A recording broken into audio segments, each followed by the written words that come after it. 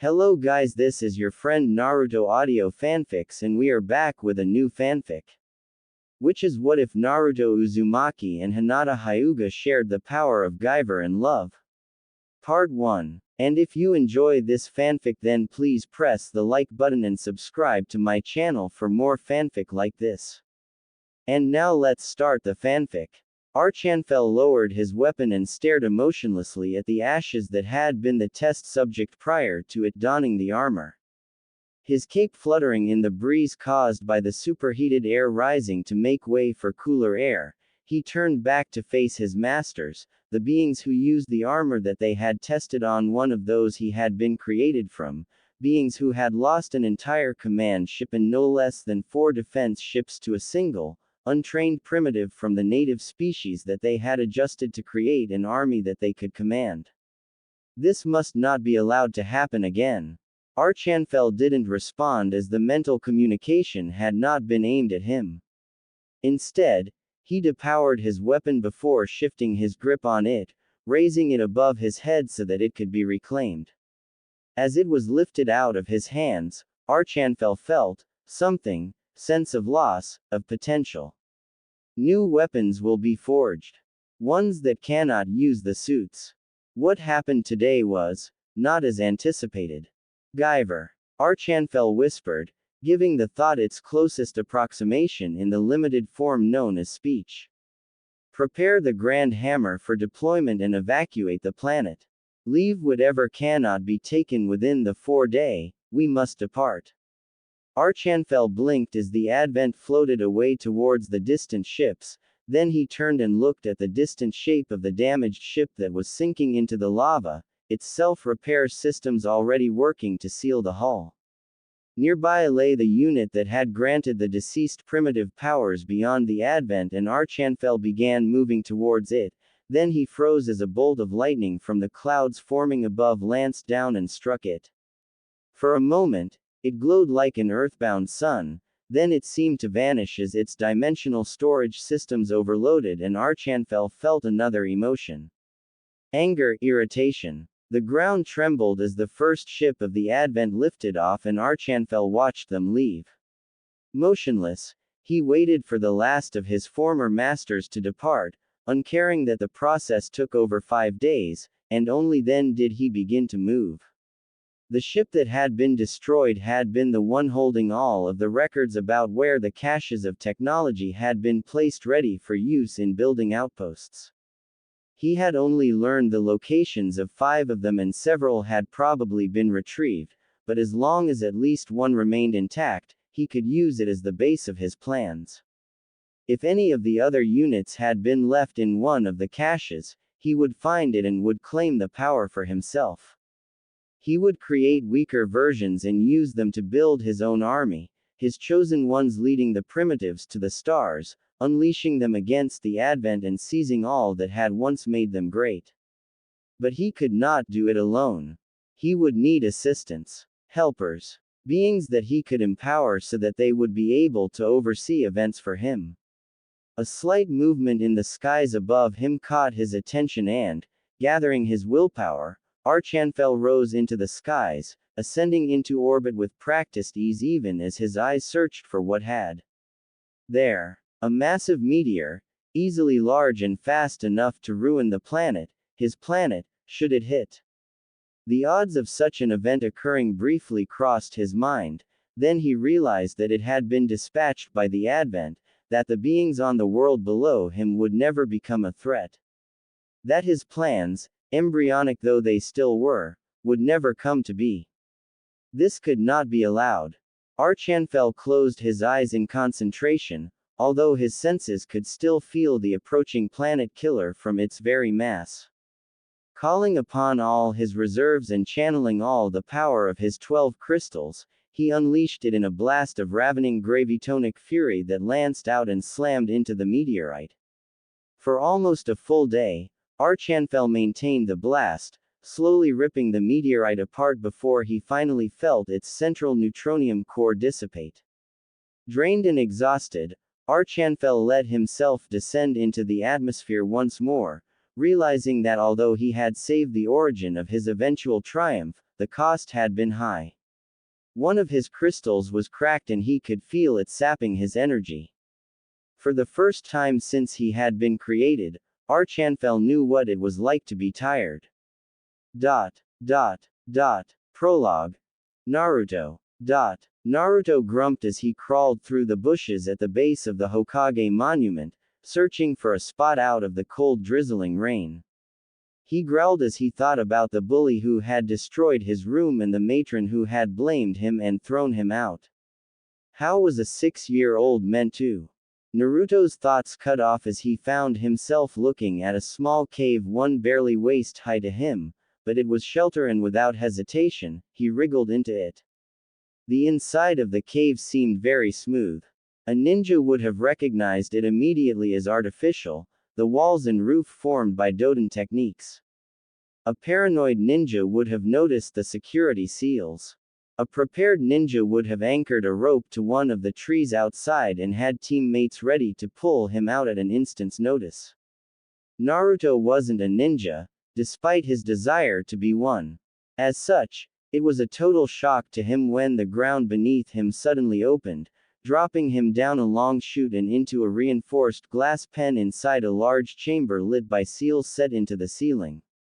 Unsteadily rising to his feet, Naruto leaned against one of the walls for support, only for the glass to slip out of the decayed fastenings and shatter on the ground.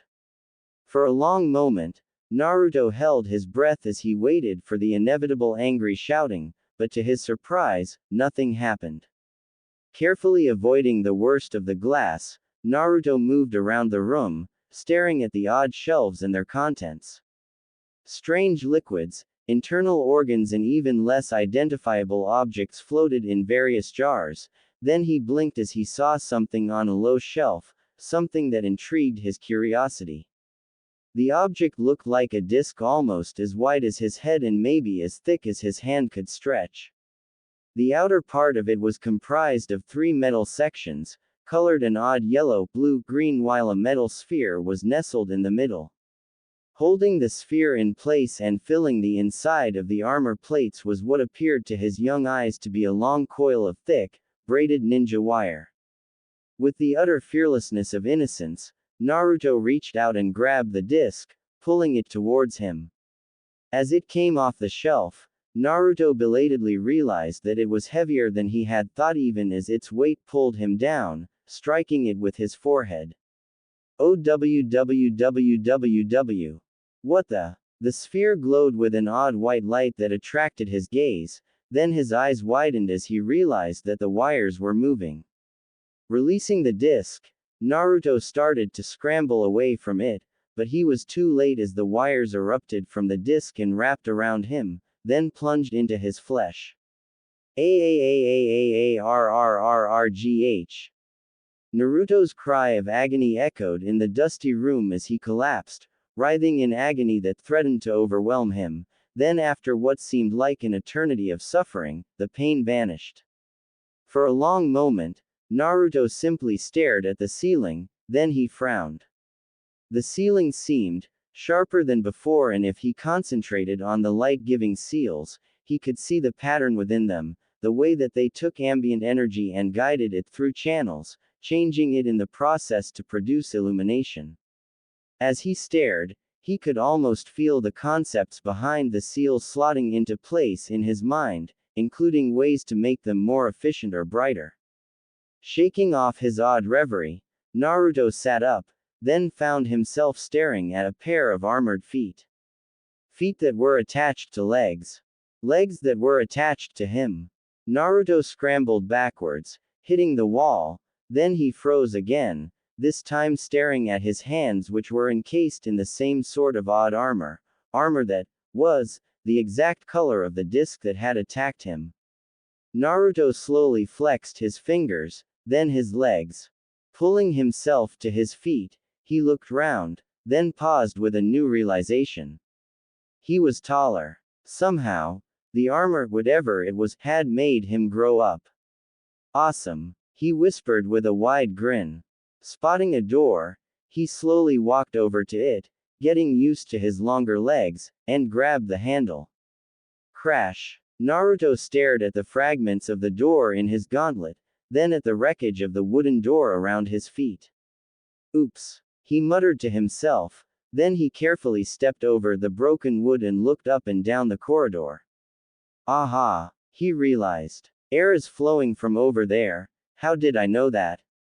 After a long, introspective moment failed to provide him with an answer, Naruto mentally shrugged and moved along the corridor, climbing the curving flight of stairs at the end while frowning at the odd tickling sensations and the plink and tank noises that he kept hearing. Glancing behind him, he froze at the sight of dozens of Senbon and kunai littering the ground, weapons that had not been there earlier. A brief impact made him look down just in time to see another kunai bounce off his chest. Moving with a speed and surety that he didn't know he had, Naruto grabbed the falling weapon, only for the blade to break in his grip. Dropping the fragments, Naruto resumed his interrupted journey until he found himself facing a door. As he reached for the handle, he paused again, staring at his hand. Oh man, my armor. He realized. Those teams will want it, huh? The armor seemed to fragment and leap off his body, vanishing behind him. Naruto spun round, but there was no sign of it. Hey, he shouted. I want my armor back. A surge of energy lifted him into the air and he felt the armor plating slide back into position. Landing gently, he looked at his armored fists and grinned. Way cool. Armor off. Once again the armor vanished and Naruto smirked. Nice. Reaching out, Naruto pushed against the door in front of him and when it opened, he slipped out of the base and back into Konohagakure. But he would return, so that he could find out what else his newfound armor could do. After all, it was magic armor. Just like in the stories that he had overheard while hiding outside the window of the main room after the matron locked the door to his room and he had to climb out of the window. He had magic armor. That made him a hero. But he had to think of a cool name for when he. That was it. I am hero. Naruto whispered to himself with a smile as he turned to look at the door as it swung closed. Pushing against it, he smirked as the concealed door reopened and then he let it close again. It was a secret place and now it was his secret place. Uzumaki-san. Naruto spun round as a masked individual with silver hair landed just in front of him. There you are. The Anbu said in a relieved voice. The Hokage was worried about you. Naruto blinked. Who? Naruto smiled as he looked round. He would never have to go back to the orphanage, he now had his own apartment, one paid for by the village to make up for how he had been treated at the orphanage. His own apartment and his own secret hideout for storing all his cool ninja stuff in. Life was finally looking up. With a grin, Naruto started looking round to see if there was somewhere that he could use as a secret exit. Aha! The air vent in the bedroom wall was large enough that for a while at least, he would be able to crawl through it, letting him come and go as he pleased. During the day, he would be Naruto and he would be hero by night. Naruto emerged in a small gap behind the bushes from the sewers with a grimace. Although he had managed to avoid actually stepping in anything, the smell was nauseating to him and he made a mental note to either find a mask or be in his armor when he had to go down there. Okay. He whispered to himself. Time to do this, believe it. Armor. As he whispered the last word, Naruto leapt into the air and grinned as the odd cables and plates materialized around him. Landing lightly, Naruto turned and, after a glance round to check he wasn't being watched, slipped in through the secret door. Walking through the base, Naruto made his way to the target range and paused, staring at the huge box of kunai that he had collected from all the traps that he had activated the previous week, first by accident and then on purpose so that he could walk around as Naruto without having to worry about losing an eye or something. Picking up a handful of kunai, he threw one at the furthest target. Only for the kunai to hit the wall 3 paces to the left and 5 feet above. Oh, Come on, he muttered as he threw another kunai, only for it to skip off the ground 6 feet short. A third kunai barely clipped the edge of the target while the fourth ricocheted off the back wall in a shower of sparks. Naruto glared at the target, and a beam of red light suddenly lashed out from just above his eyes, striking the center of the bull's eye. What the heck? Naruto gasped, leaping backwards in shock and tumbling to the ground. Pulling himself to his feet, he crept over to the smoking target and stared at the hole it now sported, a hole as wide as his little finger, but one which went all the way through and had left a scorch mark on the wall. For a long moment, he remained silent, then he grinned widely. Awesome. Bouncing back to where he had been standing, Naruto stared at the target and once again, a beam of red lashed out, this time carving a brief, curving line on one side of the target. Another line followed on the other side, then a longer one underneath, and Naruto laughed at the smiling face that he had made. This is awesome, believe it. He laughed. I don't need kunai with my armor. Naruto started hopping in joy, then he laughed as he stopped by the target for a closer look. This is, how did I get here? Naruto turned and looked back at the far end of the long room, then down at his feet, which were hovering above the ground. Ah! The sound of him crashing to the ground echoed down the hall and Naruto lay motionless for a few minutes. I can fly, he wondered. How the heck did I do that? Can I do it again? Naruto stared down at the village arrayed below him. Above him, an odd dome arced over the sky, one that he could somehow see yet was totally transparent.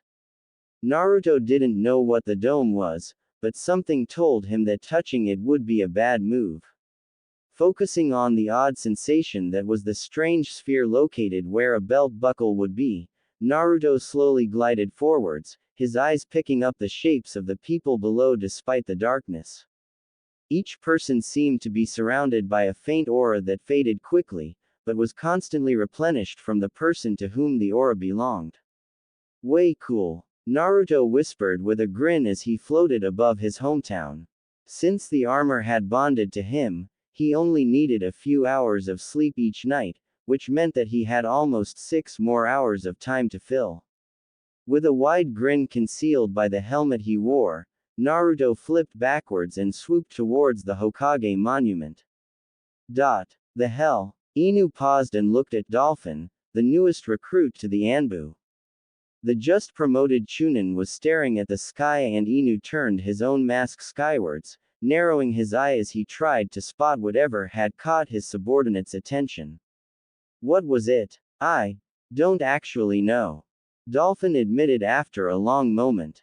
It was something. Not a bird, not a bat, a ghost, perhaps. It looked almost human. Sort of. Inu scanned the sky again, but nothing seemed to be. Wait. There, landing on the Hokage monument. With a single hand signal, Inu started running towards the monument, leaping across the alleys and roads while Dolphin stayed close by his side. Naruto stood atop the head of the fourth Hokage and looked out at the view, his eyes augmented by the odd lenses set into the helmet. Although his main attention was on the buildings below, he was still aware of the forest behind him, thanks to the odd silver orbs that could move in their tracks on the sides of his helmet. The image they gave him was nowhere near as sharp as that which he could see through his own eyes, nor could they detect different colors, but they were extremely sensitive to motion, and so he was aware of the pair of ninja the instant that they landed on a branch that was concealed by the greenery but still offered them a view of his location. What the? Inu barely managed to restrain himself from echoing Dolphin's question. Reaching under his mask, he adjusted something and his left eye flashed red through the eye hole. Sir. Interesting. Inu mused as he reached under his mask again. His chakra flows through his armor like a samurai's does, but I've never seen a samurai wearing armor like that. 2 blades, one on each arm, a spike on his helmet, but no other weapons that I can see. Dolphin whispered. The figure turned and both men's attention was briefly arrested by the blank disc set into the forehead area. No insignia. Inu stated. Nuke Nin. I'll stall him, you fetch reinforcements. Dolphin promptly vanished and Inu dropped down, stepping forwards to confront the unknown ninja. Identify yourself. Identify yourself. Naruto swallowed at the cold tone of voice that the new arrival used, then he gathered his courage. I am Hero, he said, hoping that the quaver in his voice wasn't picked up by the tall ninja. I am Hero. Inu's eye narrowed at the surety and self-confidence that the unknown ninja showed and he surreptitiously palmed a kunai. You do not wear a Hitai-8. What village do you serve? The armored figure just stared at him, head tilted slightly, then the metal disc seemed to warp slightly, its surface distorting as a spiral formed on it, a spiral that extended into a leaf. Uzushiogakure. Inu gasped as the spiral formed. You're a former Uzu shinobi. You do not wear a Hiatai-8. What village do you serve? Naruto frowned in concentration. The image of the Konoha leaf floated in his mind's eye, then it seemed to solidify from the middle outwards. Uzushiogakure. You're a former Uzu shinobi. Naruto's eyes slammed open. Uzushiogakure. He'd never heard of the village hidden in the whirlpools before. The ninja in front of him seemed to take his silence as assent. I thought that Kushina was the only survivor. Naruto frowned. Kushina. Kushina. Inu froze at the tone of voice. The odd distortions almost hid it, but he said the name as if. You knew Kushina-san. He half whispered. How did you know Uzumaki Kushina? Naruto's shock increased. This Kushina was an Uzumaki, like he was. Who was she? Where was she? Where? Inu bowed his head slightly. She died a bit over 6 years ago. The figure slumped and Inu's breath caught at the confirmation that the armored being had been a friend of his sensei's wife. Both of them stood in silence, then the figure turned and slowly rose into the air, vanishing silently into the distance. Inu-senpai. Inu didn't move as a dozen Anbu landed around him. He had found another person who was once close to Kushina. And he had no idea of who that person was. Naruto landed beside the manhole cover and quickly darted into the sewers, making his way back towards his apartment while his mind whirled in shock. There had been a kunoichi named Uzumaki Kushina, who had died 6 years ago. He was 6 years old. Was Kushina his mother? Inu. Report. Inu straightened to attention as he began his recitation. While on patrol, Dolphin spotted an airborne irregularity moving towards the Hokage monument. We altered course to investigate and discovered an armored shinobi standing on top of the Yondaimi's head, looking out over Konoha. I sent Dolphin for reinforcements, then moved to distract and delay the unknown shinobi. During our conversation, I learned that he was a former Uzushiogakure shinobi who came to Konoha in the hopes of joining up with Uzumaki Kushina. He was disappointed to learn of her death, but does not seem to hold Konoha responsible. Discover more. TV show memorabilia. Play script downloads. Bookshelves. Fan fiction books. Email. Website hosting services. Writing software subscriptions. Email. Fanfiction conventions passes. Audiobook creation services. Hiruzen nodded, his gaze fixed on the stone face of his predecessor. What sort of armor was he wearing? I have never seen anything like it before, but judging from the capabilities he displayed, it must have been a masterwork of the Uzushiogakure Seal Masters, probably a prototype armor. Inu said with a slight shrug. It appears to grant the user enhanced senses. He detected our approach even before we arrived. It granted him flight as well. My Sharingan was useless against it due to the chakra flows through the plating and the unusual fabric. I believe that Jiyuken would be equally as ineffective against it as well. The blades on its arms are almost certainly Fuinjutsu enhanced, especially since there is no obvious storage pouch for kunai or shuriken, although on reflection, they could be stored in special seals that allow them to be summoned into his hands.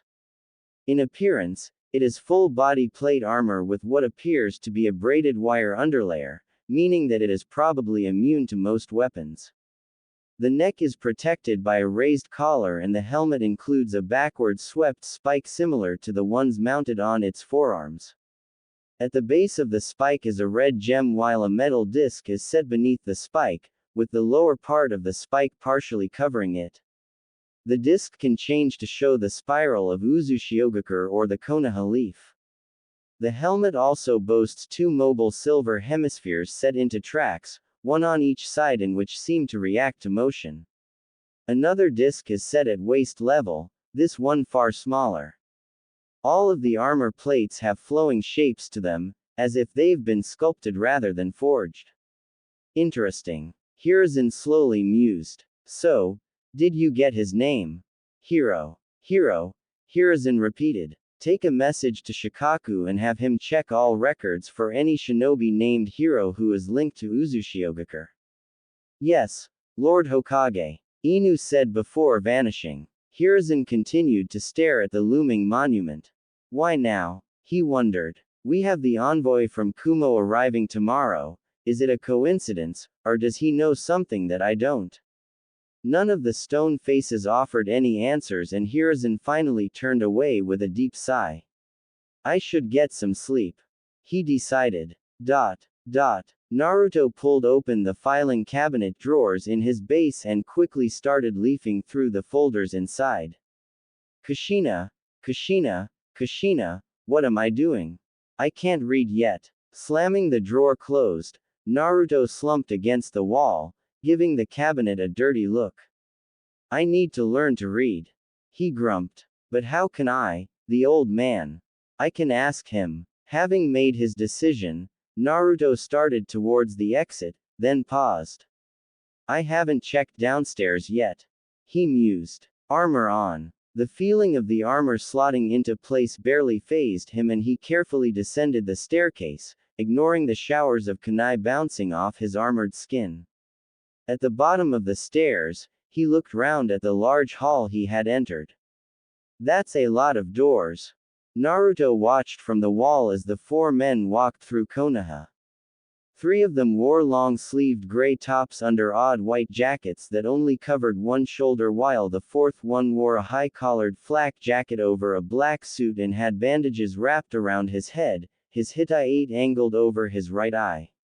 An obi was tied around his waist, something that Naruto found slightly amusing, having seen them only on women before, especially the ones who worked near his apartment, although those women tied theirs at the front for some reason. The parade of Kumo shinobi made their way past Naruto's perch, the leader waving as he smiled at the crowds, then his eye fastened on Naruto and he stumbled slightly before continuing as if nothing had happened. Naruto mentally frowned as he watched the man vanish down the road. Something wasn't right. Perhaps he should keep an eye on the Kumo ninja. Just in case they tried something. Hiyashi smiled graciously at his guest as they toasted the signing of the treaty between Kumogakure and Konohagakure. The one-eyed ninja returned the smile and sipped his sake appreciatively. A brief flicker at the door alerted Hiyashi to the presence of his brother.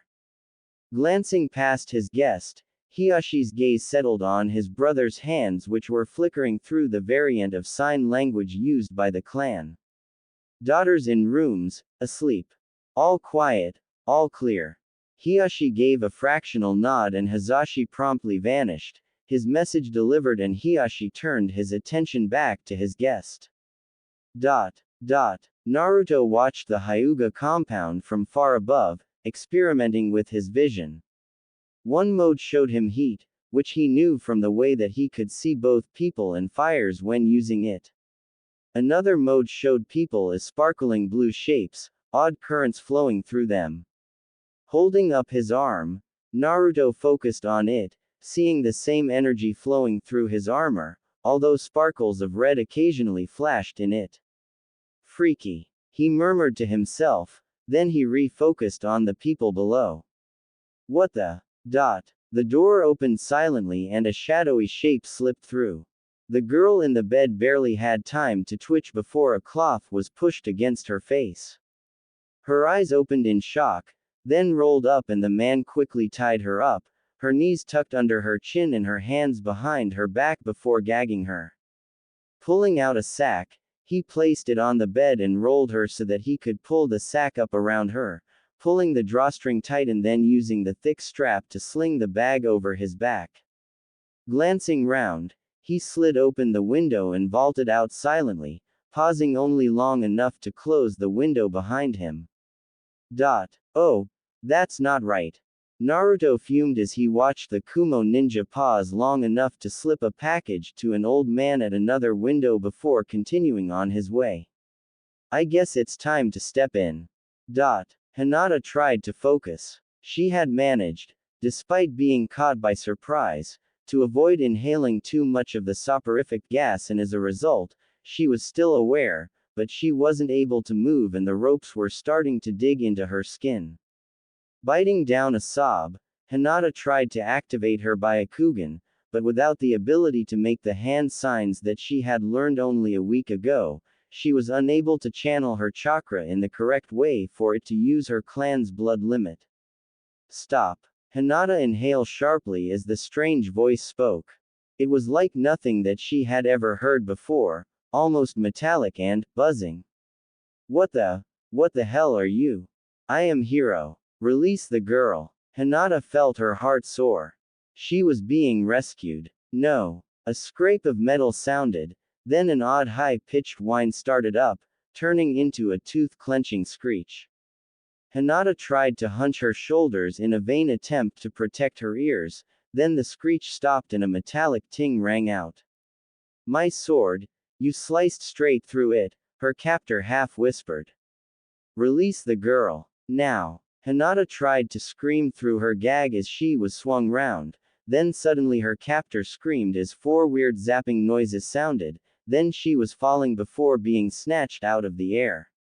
HMMMPH. The top of the bag opened and an armored hand reached in, scooping her up and she found herself looking into the lenses of an armored giant. Naruto growled as he fired 4 blasts from his forehead gem. He really needed to come up with a better name, his blasts removing the ninja's ability to use his limbs. The bag that the ninja had been holding a kunai against fell and Naruto snagged it before it could hit the ground. Holding it in one hand, Naruto managed to loosen the drawstring that held it closed and then reached in, scooping out the girl inside. Her eyes looked at him pleadingly and Naruto bent to scoop up the oddly curved kunai that the ninja had been wielding before using it to carefully cut through the ropes holding her arms behind her back, then the ones securing her legs. She used her newfound freedom to claw the gag out of her mouth, then she started to cry. Uncertain of what to do, Naruto cradled her against his chest, stroking her hair like he'd once seen a mother do to her daughter. Hinata shook with sobs of relief. The man who had tried to kidnap her was lying on the ground, all of his limbs useless, and her savior was holding her, his armored hand stroking her hair in reassurance. Hinata. The voice of her father echoed down the alley and Hinata managed to turn her head enough that she could see him running up, 3 members of the branch house behind him. He gave a package to an old Hyuga as he left. Her savior said, "You might want to deal with him." Who? Hiyashi snarled, his panic turning into pure rage. Who sold out the clan? I will show you. The man said, "Bring the ninja and follow me." Hinata snuggled against the reassuring solidity of his chest. Who are you? I am Hiro. The reply came as Hinata felt him start to move. You are her father. I am. Hiyashi confirmed as the 2 branch members moved to pick up the moaning kidnapper. Brother. Hiyashi replied as Hizashi landed next to them. My daughter is safe, but we have a problem. If what Hiro-san says is true, one of our own betrayed us.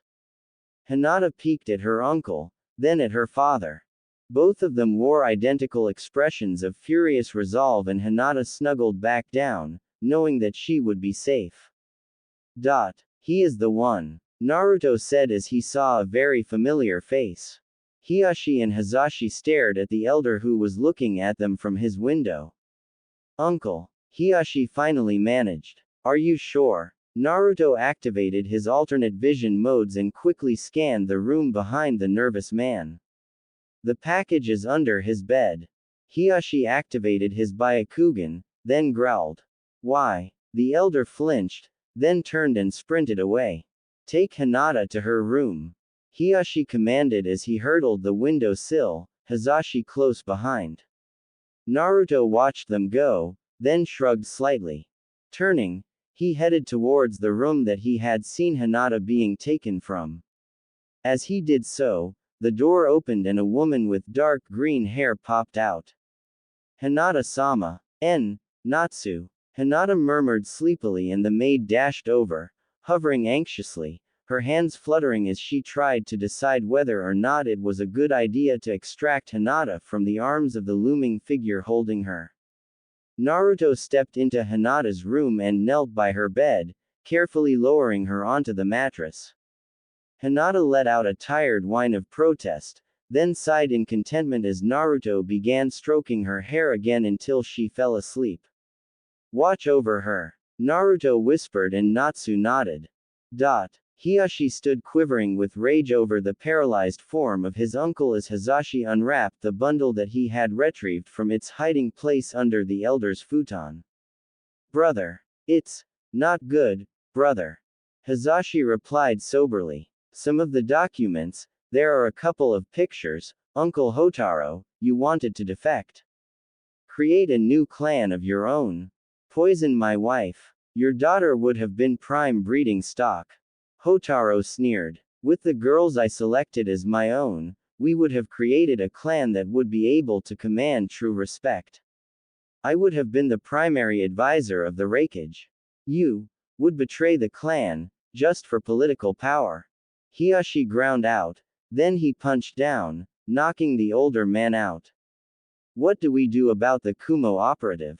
Hizashi slowly asked. If we kill him, Kumo will use it against us. Hinata's rescuer has destroyed him, cost him his limbs. Hiashi mused. We should send him back as he is. An excellent idea, Hiruzen said from the doorway. How did he get injured, anyway? Hiro, Hiruzen interrupted. Tall, odd green, blue armor over his whole body, Konoha symbol embedded in his forehead. Hiashi nodded slowly. You know him. I know of him, Hiruzen admitted. I have reports from my Anbu, reports that indicate that he was from Uzushiogakure before it fell. Hiashi turned his attention to Hiruzen. Hinata woke slowly, wondering at the dream that she had had. A tall samurai carrying her in his arms through the night, a gem on his helmet flashing brightly. Hinata-sama. Hinata blinked and rolled over to find Natsu hovering over her. Natsu. What? How do you feel, Hinata-sama? Natsu fussed. That person last night, he was quite scary. He was real. Hinata gasped, her eyes widening. Yes, Hinata-sama, what do you remember? Naruto smirked as he watched the 4 Kumo ninjas pass on their way out of the village. 2 of them carried a stretcher on which the delegation leader was securely strapped under a blanket, although the bandages wrapped around his shoulders could be easily seen. The ninjas trotted past and Naruto sighed with satisfaction of a job well done. A hand tapped his shoulder and Naruto turned to find Inu crouching beside him. Uzumaki-san, it is time for the reading lesson you asked for. Naruto nodded and let Inu carry him away in a shunshin. A samurai stopped you. The Sandaime Raikage growled at the immobilized ninja. Since when the hell did Konoha have a samurai on its force? Sir, it's worse than that. One of the Jonin supplied, earning a glare. The samurai is from Uzushiogakure, sir. The Raikage turned almost white. And, Uzumaki. A mainline Uzumaki. The Jonin confirmed. Uzumaki Hiro, the uncle of Uzumaki Kushina. Believed deceased in the attack on Uzushiogakure, but now proven to be alive and in Konoha. The Raikage growled. Could this get any more up? There's another Uzumaki in Konoha, a young one. The Jonin supplied. We believe that Hiro is training him up to take over using the Uzumaki armor that can cut down hundreds of shinobi faster than the Yellow Flash did. A ninja trained from a young age in how to use that armor. The Jonin trailed off and the Raikage let out a howl of fury. If Uzushiogakure had ACESS to armor like that during our attack on them, they'd have devastated our forces completely. He yelled. If Konoha is training up its own armor users, if they figure out how to duplicate it, they'll rule the world. It should be as that. The Raikage froze, his face working, then his eyes rolled upwards and toppled over. Lord Raikage. Hiruzen stared in shock at the newest bingo book that his spies had delivered from Kumo. The open page before him raised more questions than it answered. Uzumaki Hiro, aka the Sage of Seals, Bandit's Bane, Blade Breaker, the Samurai Ninja. Birthplace: Uzushiogakure. Alignment: Konohagakure. Age: 76. Rating: Cage plus S class. Flee on sight unless in a group of 12 plus elite Jonins or more, including at least 2 Fuinjutsu users, in which case engage only if able to ambush. Reward 12 million Ryo dead, 24 million Ryo with armor intact. Do not attempt to take alive. Description: Hiro's current appearance is unknown, but he wears a unique full-body suit of Fuinjutsu enhanced armor, colored blue-green. The armor contains a chakra beam weapon mounted on the forehead as well as 2 arm-mounted blades that can slice through anything. The armor itself is impenetrable to all known weapons. Unconfirmed reports indicate flight capability. Tactical notes: Hiro is a veteran of the destruction of Uzushiogakure and as such probably holds grudges against Kumogakure, Iwagakure and Kurigakure.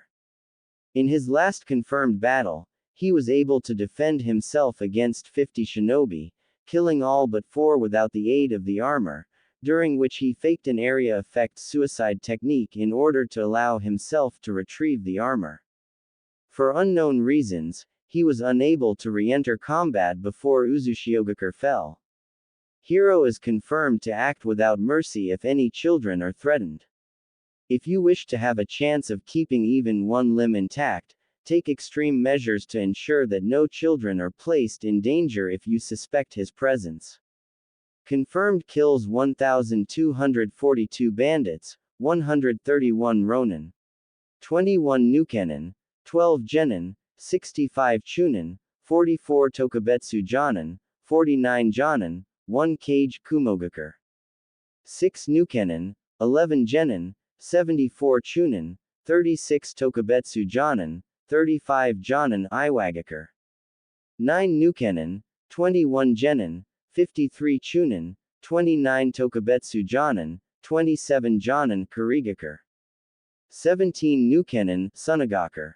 3 nukenin, konohagakure. 1 nukenin, uzushiogakure. 9 nukenin, 23 genin, 16 chunin, 2 tokubetsu jonin, 1 jonin other unclassified. Hiruzen looked up at Tenzo, who returned his gaze levelly. How did they get this information? Unknown, Lord Hokage. Tenzo replied calmly. I believe that there is a leak. Shikaku said from where he was lounging against the wall. However, that book actually provides us with more information on our mysterious armored ninja, assuming it is accurate. I wonder if he can recreate the armor for us. Hiruzen mused. I wonder if we can find him to ask. Shikaku stated. What if he knows about how young Naruto has been treated by the civilian populace? Hiruzen blanched, then returned his attention to the book and frowned. How in hell did he manage to kill the Raikage? Naruto grinned as he looked up at the entrance archway of the academy and through it, the shape of the Hokage Tower behind the place of learning. Under Inu's patient tutelage, Naruto had managed to learn how to read and write well enough that he had passed the entry exams with ease. In addition, the files in his base were no longer a mystery to him, and he had finally read through the files that the unknown person had accumulated on him several times. He was aware not only about who his parents were, but also about the fact that he was the holder of the Kyuubi no Kitsune, hence his incredibly high chakra reserves. And now he was going to learn to be a proper ninja without having to rely purely on his, admittedly awesome, magical armor. Ignoring the glares and the mutters, Naruto strode up to the front door where a teacher was waiting. "Uzumaki Naruto?" the teacher asked with a sneer, and Naruto nodded slowly. "Through there. Turn left in the end classroom. Go." Naruto walked through the door, giving the teacher a suspicious glance as he did so. Turning left, he took several steps, then paused as a noise echoed behind him. Turning round, he watched as a group of excited children a couple of years older than him went the other way. After a thoughtful pause, he followed them to the classroom. "Is this the new recruit class?" he asked, and the teacher nodded without looking up from the form that he was filling in. "It is. Take a seat, I'll call the register soon." Naruto scurried to the back row and sat down in the furthest corner. Unslinging his satchel, he pulled out a notebook and a pen, placing them on the desk before him. As the classroom filled up, Naruto glanced round, then his attention was caught by the sensei at the front rows, a clipboard in his hand. "Class, I am going to call out the list of names. If you do not answer, you will not be accepted as a recruit for this season and will have to try again in 6 months." Naruto's breath hitched as realization dawned. If he had followed the instructions of the teacher outside, he would have missed the roll call and been forced to wait for the next intake. "Uzumaki Naruto." "Here, sensei." Naruto called, watching carefully, and he saw the teacher's eyes tighten slightly before he ticked off his name. The teacher paused, then called out the next name, and Naruto leaned back, frowning.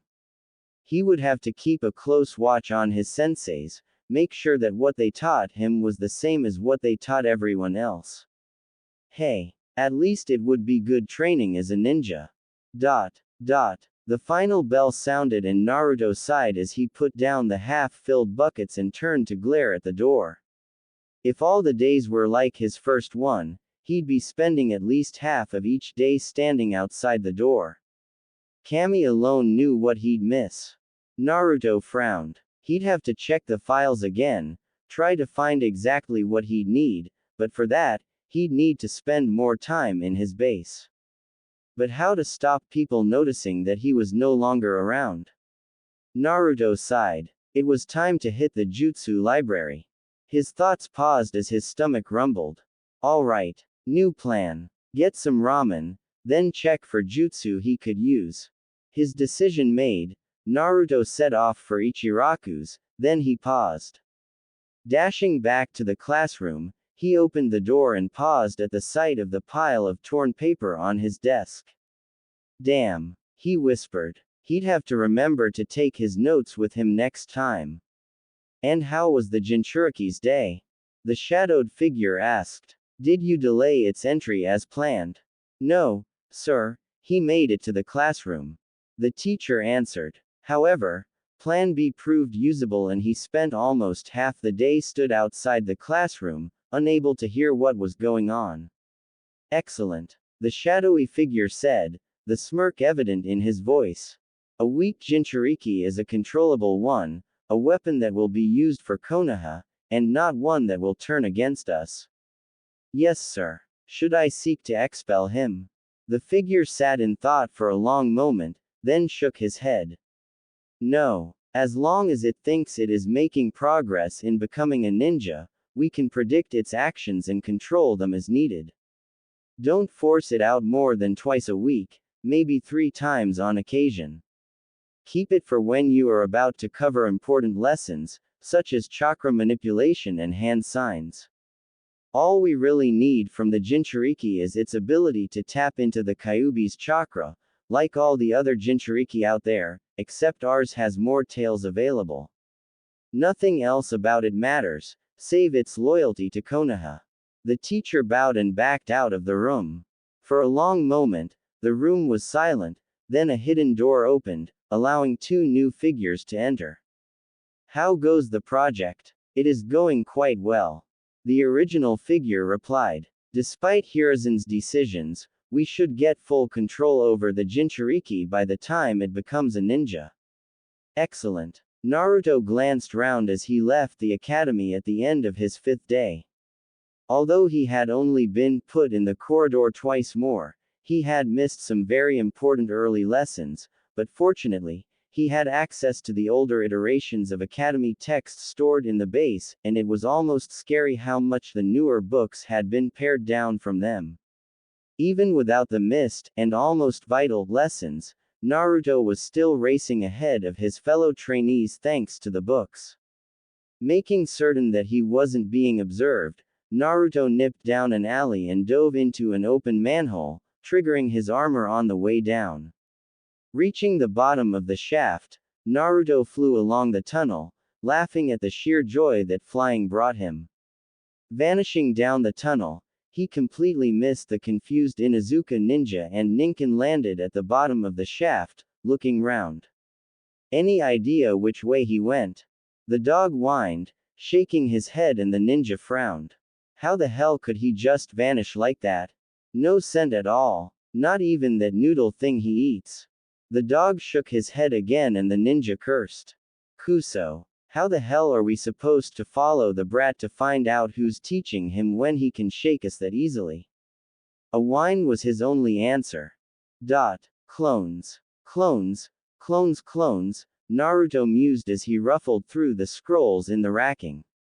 Why the hell didn't Hoover put all these things here, sort them out properly? Damn it. I'm going to have to work out a system and, aha. Mizu Bunshin, let's see. Naruto unrolled the scroll and read through it eagerly. Uses a tiger seal, only 1/10 of the strength, short range. Meh. I can try, but, wait, what's this note?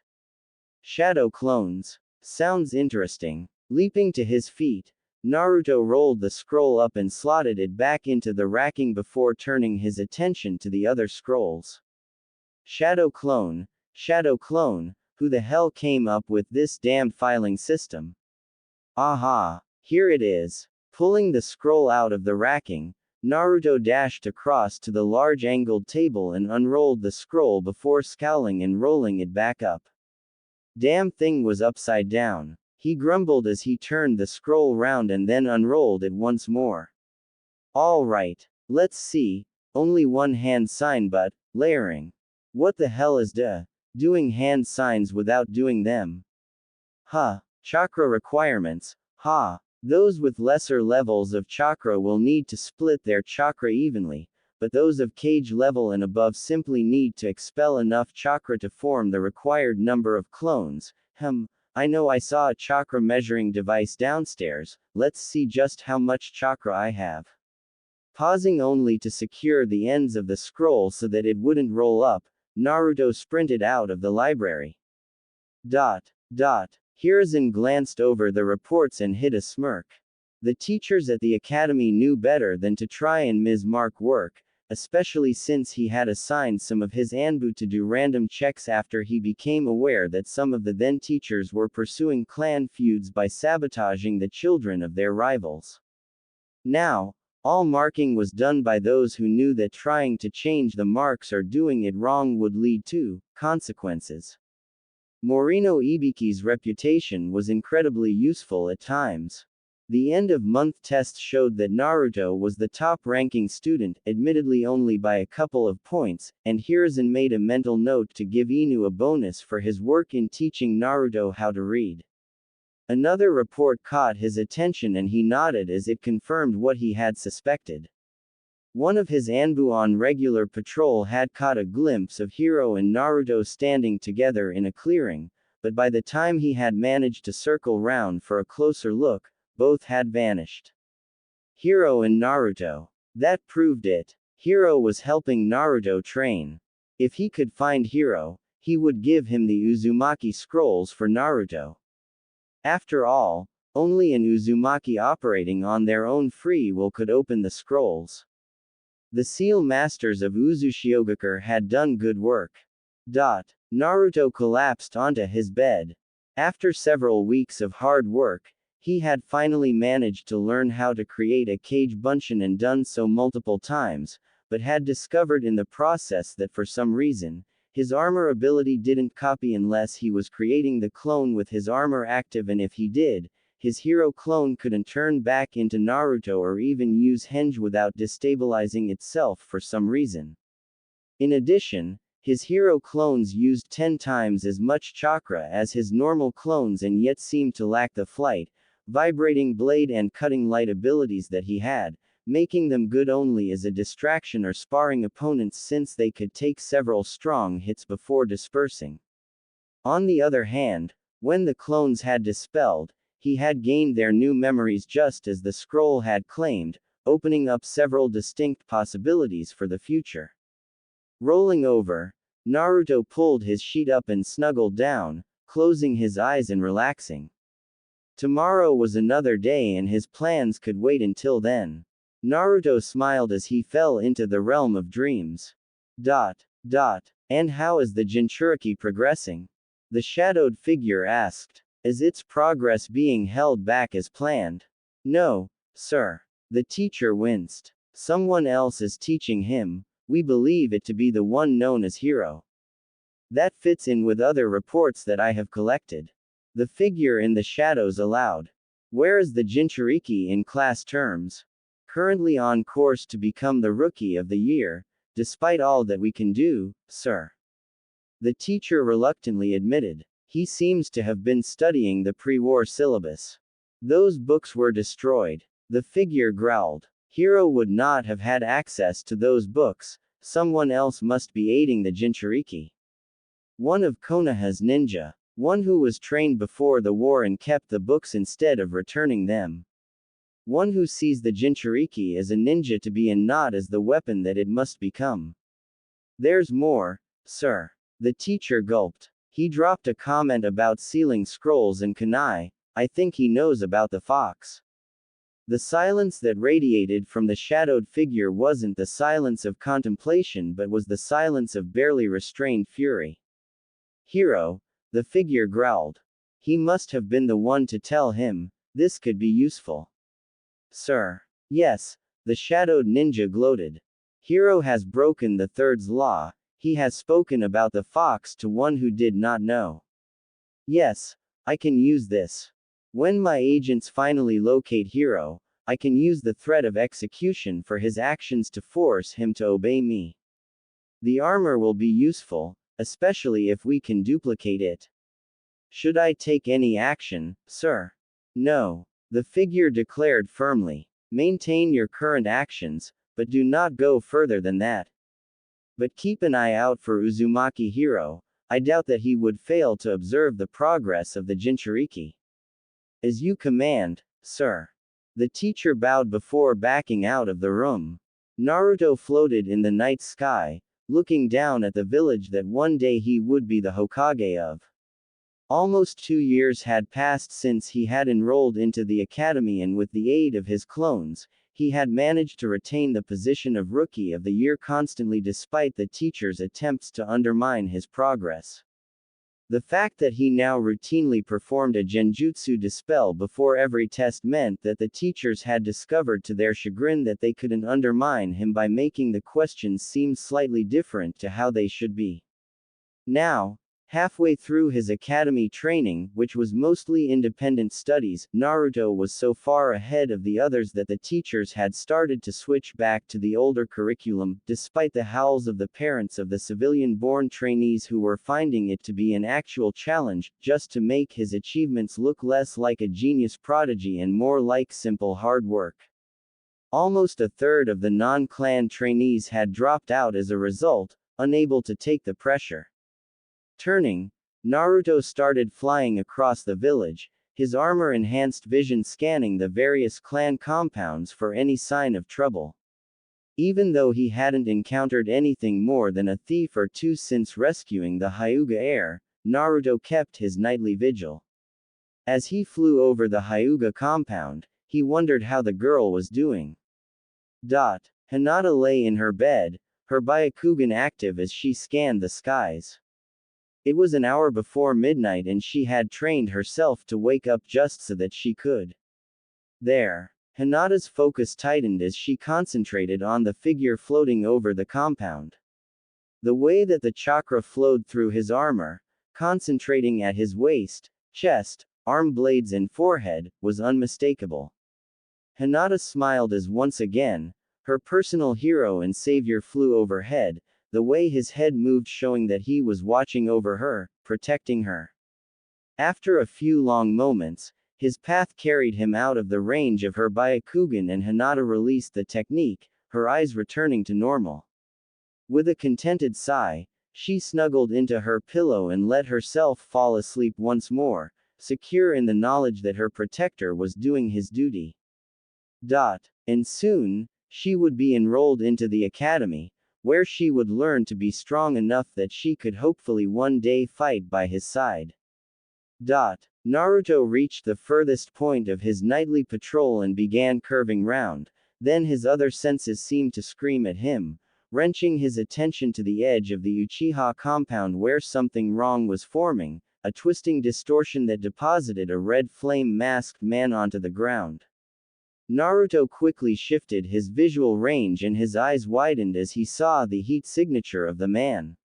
What the? He gasped as he saw that half of the man's torso and his right arm were significantly cooler than the rest of him, but the new arrival was still using them without a problem. Checking his invisibility was active, Naruto swooped down just as another ninja landed beside the new arrival, moving closer so that he could hear what was going on. Dara. The unmasked ninja said and Naruto blinked as he recognized the man as Inu-san's recent comrade. I have the mission orders. And will you follow them, Uchiha Itachi?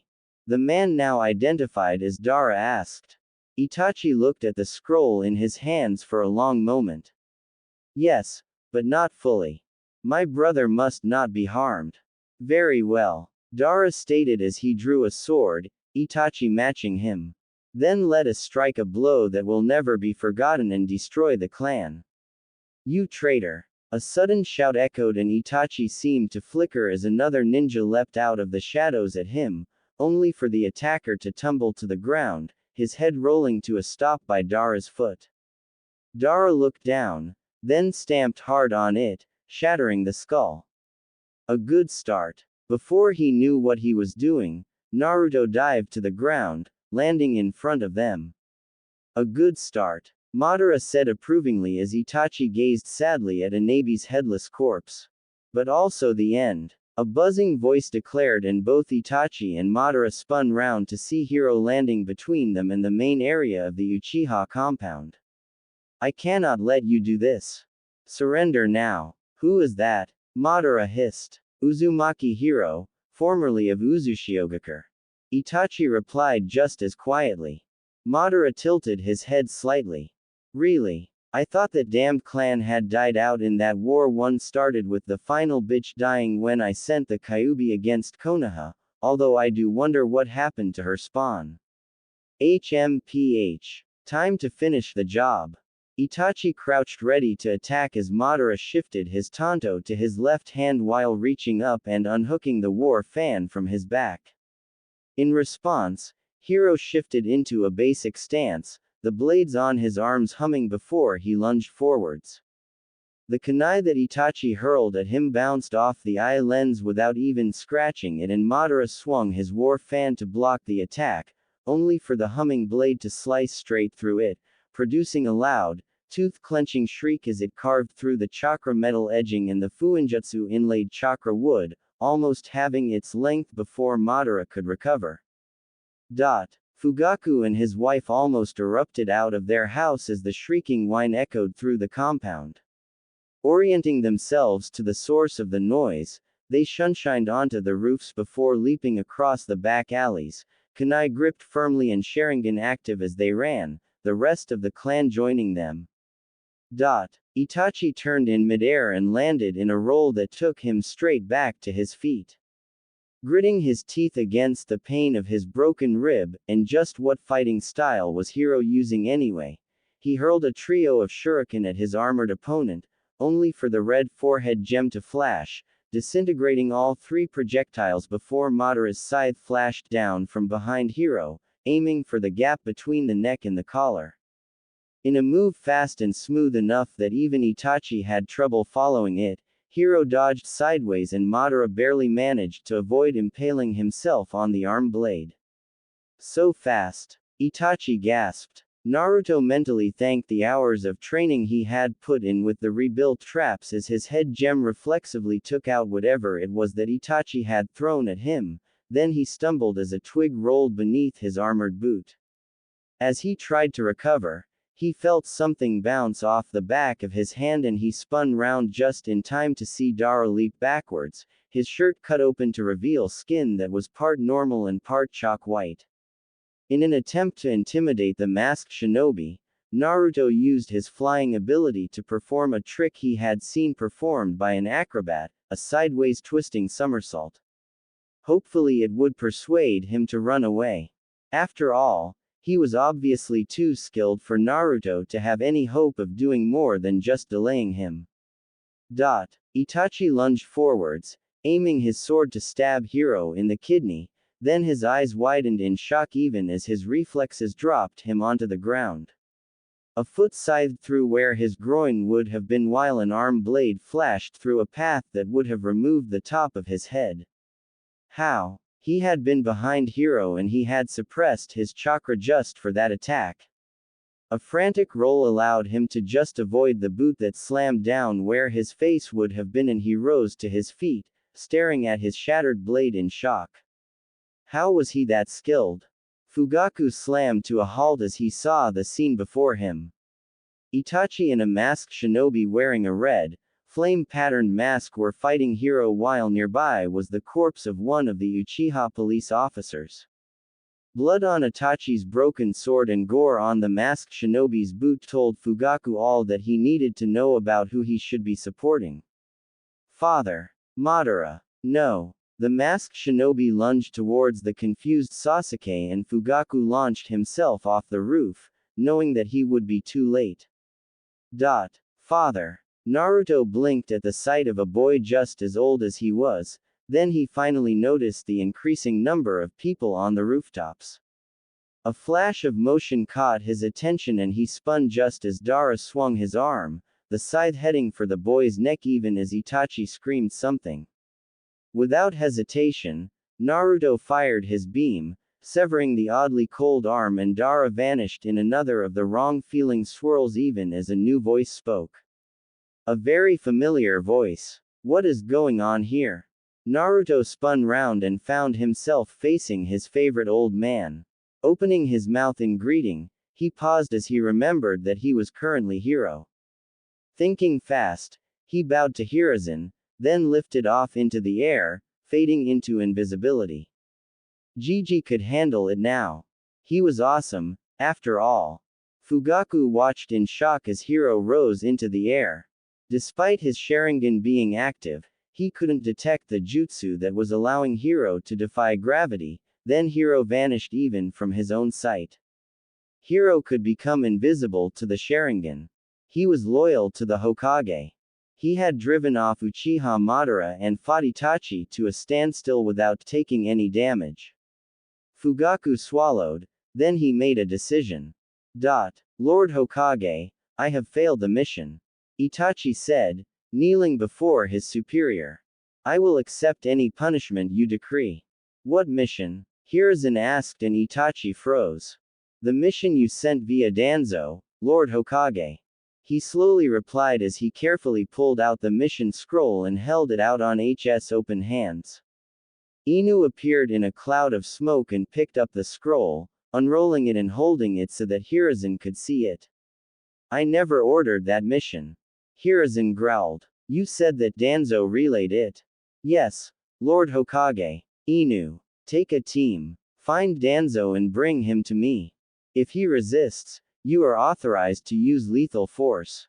Hi, Hokage-sama. Inu saluted before handing over the scroll and vanishing.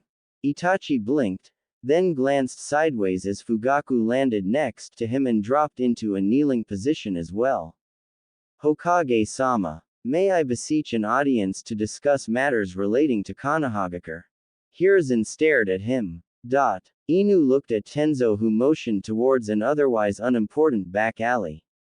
Waiting long enough for Tenzo to mark the location of the concealed trapdoor, Inu charged up a Chidori and then leapt from the rooftop, smashing straight through the reinforced barrier even as the lightning tendrils arcing off his technique fried the seals surrounding it, thus preventing any alarms from being sent. Another sequence of seals caused a small dog to appear. Inu. The sad-looking dog said, holding up a paw in greeting. Pakun. Inu said curtly. I need your aid in tracking down a traitor to Konoha. Pakun's gaze sharpened. Hiruzen sat down behind his desk and looked at Fugaku as the younger man took the indicated chair. To his shock, Fugaku had almost ceremoniously disarmed himself before entering the office, leaving all of his weapons with the secretary in the outer office. The message was unmistakable. Fugaku was voluntarily placing himself completely at Hiruzen's mercy. Whatever the head of the Uchiha wished to discuss, it was big. The Sharingan is useless against Hiro-sama. Hiruzen blinked. I would have thought that you would want that kept quiet. Normally, I would. Fugaku agreed. But Hiro-sama managed to drive off Madara, whom we all thought had died decades ago. I was using my Sharingan to its fullest extent and what I saw. Fugaku closed his eyes and inhaled deeply as he re-centered himself. Hiruzen simply waited. Hokage Dono, Hiro-sama saved the life of my youngest son today. He may have saved more than you think. Hiruzen said, rolling the scroll across the desk and motioning for Fugaku to read it. I did not give this order. Fugaku scanned the scroll, then rolled it up and placed it back on the desk. Danzo. Probably supported by my old teammates. Hiruzen sighed. They both insisted that you were a danger to Konoha. I was. Fugaku admitted. But Hiro-sama bows to you. You have the loyalty of one who can drive off Uchiha Madara without even suffering a scratch. Only a fool and an idiot would go against you, and while I am ambitious and proud, I hope that I am no fool. The Uchiha will remain loyal to Kohagakure as long as I am clan head, but I will need something to appease the elders if I am to remain so. Hiruzen smirked. You are still rivals with Hyuga Hiashi, are you not? Fugaku blinked at the unexpected conversational swerve. Yes, we have a deep yet outwardly polite dislike for each other. Why? I am about to have 2 openings for advisors. Hiruzen stated, and Fugaku's jaw dropped as he realized what Hiruzen was planning. What am I looking at? We're not certain. The doctor admitted as he poked at the white arm on the table. Whatever it isn't human, not fully. However, we were able to identify some of its structure. It contains cells that match our records of Senju Hiroshima. How is this possible? Hiruzen breathed and the doctor shrugged again. I couldn't even begin to guess. From what we can tell, this arm seems to be a variant of a wood clone, but at the same time, it isn't given that several witnesses saw that Madara was partly human and partly this. Madara, what did you do to yourself? Hiruzen whispered. Hinata looked around at the other students curiously as she entered the classroom for her preliminary orientation at the academy. Although she recognized the other clan children, the rest were a mystery to her. Near one side of the room, Yamanaka Ino sat beside a pink-haired girl, both whispering to each other. In the darkest corner sat Aburame Shino, communing with his bugs, while Nara Shikamaru half sat, half lay at his desk, obviously nearly asleep. Akamaiki Choji sat next to him, snacking on a bag of crisps. Inuzuka Kiba shifted in his seat while Uchiha Sasuke sat by the window, staring out blankly, and Hinata felt a brief surge of kinship with him. After all, both of them had been saved by the actions of the mysterious Anbu known only as Hiro. While her rescue had been rather low-key, with Hiro intercepting the man who had tried to kidnap her, crippling him, snapping the ropes that had bound her and carrying her home before departing, his actions against the man who had tried to wipe out the Uchiha clan were the stuff of legends. Hiro had managed to fight Uchiha Itachi and the unknown masked Uchiha believed to be Madara to a standstill, their weapons bouncing off his armor while the odd beam of light that had issued from the small recess of his helmet blade had cut off the masked man's right arm, forcing him to flee into an odd vortex. Itachi himself suffered serious injuries, but was expected to heal. The planned Uchiha coup had been abandoned after Hiro bowed deeply to the Hokage, freshly arrived on the scene, before flying off. Realizing that the Hokage commanded a warrior like no other, Fugaku had promptly vanished with the Hokage, reappearing the next day to announce the transfer of a large number of Uchiha from the police force, to be replaced by Hyuga, Inuzuka and Aburame shinobi, to the regular forces. In addition, Fugaku became one of the Hokage's new advisors, with Hinata's father Hiashi becoming the other, replacing the Hokage's old teammates, much to their annoyance. Walking up to Sasuke, Hinata bowed. "May I sit here?" Sasuke nodded, staring at her questioningly. "I am Hyuga Hinata," she said quietly, and his eyes lit up in recognition. "Hiro saved you as well, didn't he?" "He did," Hinata confirmed, thinking back to the tall armored figure who had carried her back to the Hyuga compound. "He did." Sasuke nodded. "One day, I will become as strong as him." Hinata was about to answer when blonde hair caught her eye. Looking out of the window, she winced as she saw a young boy being punched out of the sparring ring by a boy 2 years older. "Anyo, who is that boy?" Sasuke turned to follow her gaze. "I think he's called Nato or something. Half the clan really dislike him, but no one will tell me why."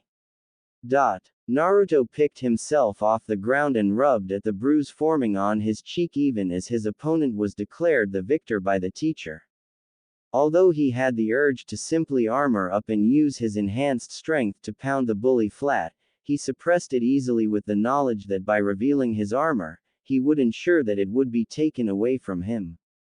After all, many of the people around him did their best to make sure that he never got to keep anything good. With a sigh, Naruto walked away and sat down at the base of a tree. Picking up a nearby leaf, he held it to his forehead and closed his eyes in concentration, pushing out the smallest amount of chakra that he could in order to hold it in place. The sounds of another pair of students fighting tried to impinge on his concentration, but Naruto remained still as he concentrated on holding the leaf with Uzumaki. Naruto jolted in shock and the leaf went flying, leaving a gash on the teacher's shoulder. The man responded with a backhanded strike that sent Naruto flying. "That's assault on a teacher, you brat," he snarled. "I'll see you expelled for this."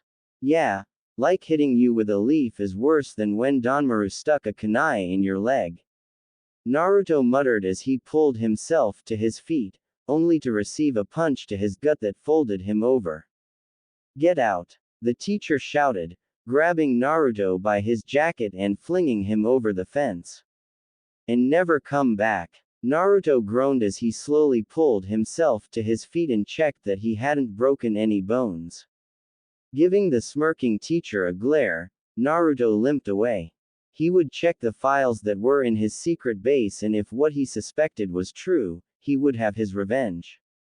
Hiruzen stared at the dawn-lit smoldering ruins that had once been a house, then at the injured teacher being carried away on a stretcher.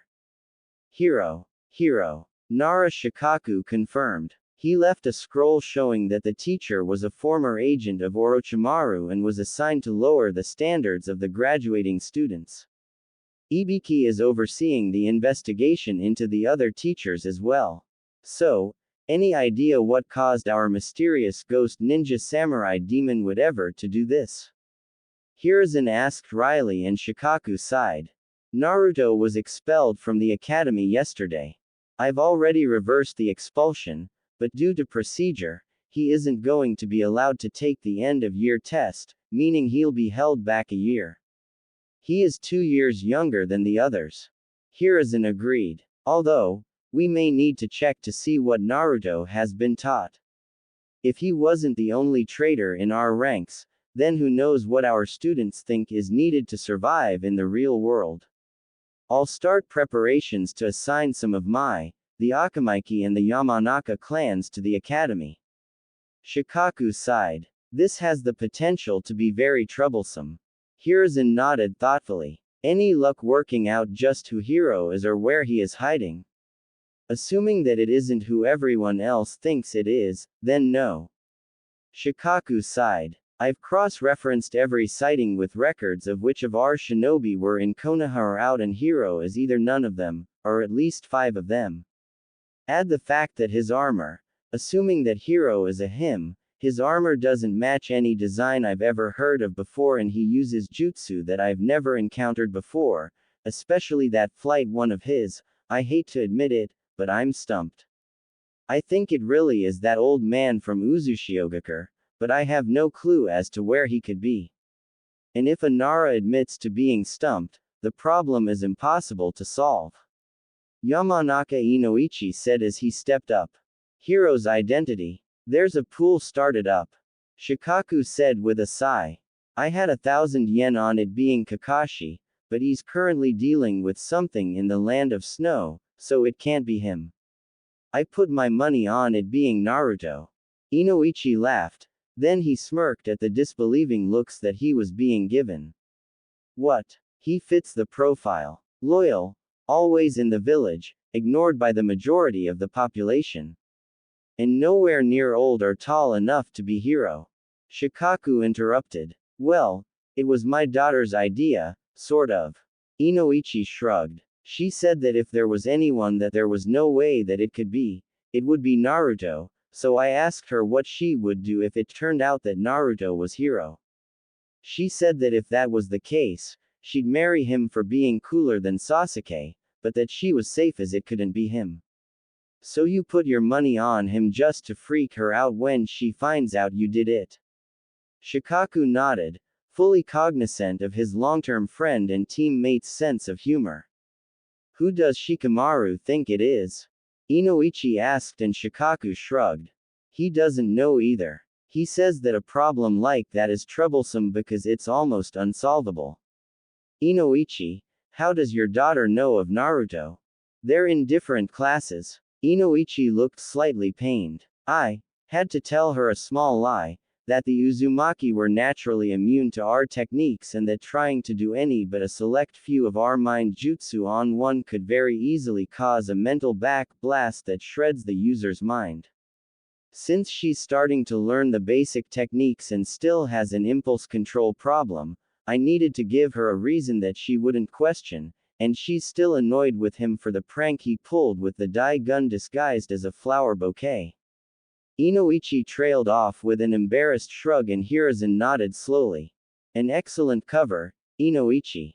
I approve. Feel free to use it with the rest of your clan if you feel it necessary. Thank you, Lord Hokage. Inoichi said, looking relieved. Naruto entered the classroom and looked round at the students that he would be spending the next 2 years with, assuming that the damn teachers didn't delay him again. Most of them seemed to be ignoring him, but there were some exceptions. A Hyuga, his eyes unmistakable, was looking at him in curiosity while a girl with her hair pulled up into panda ears was sizing him up. The third one looking at him was a dark-haired, large-eyed boy with a long ponytail, while another dark-haired boy and a gray, brown-haired boy were giving him occasional measuring glances. Glancing round, Naruto made his way over to one of the spare seats by the wall. Sitting down, he pulled out his notebook and sighed. Going through all of the lessons again would be boring. This year was going to be hell. Neji-kun. Hiyashi-sama. Neji replied with a deep bow. Walk with me. Hiyashi turned and strode off, leaving Neji to hurry to take his position to the left and half a pace behind the clan head. I hear that you are sharing lessons with Uzumaki Naruto. I am, Hiyashi-sama. Neji confirmed, confused as to the line of conversation. Do you remember Hiro-sama? Neji blinked in surprise. The one who disabled the Kumo-tem and, please pardon my language, Hiyashi-sama. Hiyashi's lip twitched in a small smirk. The Kumo-tem, the Kumo-tem, the Kumo-tem, an excellent description, Neji-kun. Please continue. Nie swallowed at the narrowness of the escape. Hi, Hiyashi-sama. Hiro-sama was the one who confronted and disabled the ambassador from Kumo. The Kumo-tem, Hiyashi interjected, rescuing Hinata-sama from him. And saving my life, Hiyashi added, earning a shocked look. Inoichi used one of his clan's skills to discover the orders that the Kumo-tem was operating under. His orders were to kidnap Hinata-chan, Hanabi-chan if he could not capture Hinata or if he could capture neither, to create a diplomatic incident that would allow Kumo to claim a sample of the Byakugan, allowing them to breed a clan of Byakugan users. It sounds like the clan owes a debt to Hiro-sama. Neji cautiously offered, earning an approving nod. Indeed. If I may ask, Hiyashi-sama, how does this connect to Uzumaki Naruto? Do you know Hiro's full name? Neji pondered the question as they drew closer to the main hall. Why would the armored warrior be linked to the blonde with the powerful chakra? Wait. Uzumaki Hiro. Indeed. Hiyashi confirmed. Hiro is known to have taught Naruto many things and Naruto may be next in line to use Hiro's armor. Speculate. Hiro defeated the Kumo ambassador. The Kumo-tem. Hiyashi corrected with a slight smirk and Neji winced as he realized that Hiyashi wouldn't let it drop. And held off Uchiha Madara and Uchiha Itachi, taking Madara's arm in the process. Neji forged on. It is possible that it was his actions that led to your advancement to the position of advisor to the Hokage. Correct. Hiyashi said with a proud smirk. Continue. With Naruto in line to take control of a weapon as powerful as the armor, building a good relationship between him and the clan would be politically advantageous. Especially since our Byakugan cannot see through the armor itself. Hiyashi added, causing Neji to stare at him in shock. Yes, nephew, our Juken would be completely ineffective against him, something that frustrates the elders quite considerably. Is that why our clan has recently started to train in archery as well? Neji asked and Hiyashi nodded. It is. And with our eyes, seeing the target is never a problem, only learning how to aim properly. Neji nodded and then almost stumbled as Hiyashi turned, heading not for the hall like he had assumed but to the newly installed archery butts. I think it is time that you learn to draw a bow. Hiyashi said. I warn you, it is trickier than it looks. Danzo looked around at the ruins that spread out from either side of the river. Uzushiogakure. He said almost reverently as on the shore behind him, his root ninja began dismantling the ship that they had used to get there. Once home to the greatest fuinjutsu specialists in the elemental nations. Stepping forwards, he paused by a large, cracked stone which boasted the spiral of the Uzumaki across most of its surface. Uzushiogakure was once the greatest ally that Konoha ever had, he mused, and I shall make it so once more. I shall rebuild it, oversee the training of the ninja here and when Konoha needs allies once again, Uzushiogakure shall stand by their side as an example of what a hidden village should be. Strong, merciless, relentless.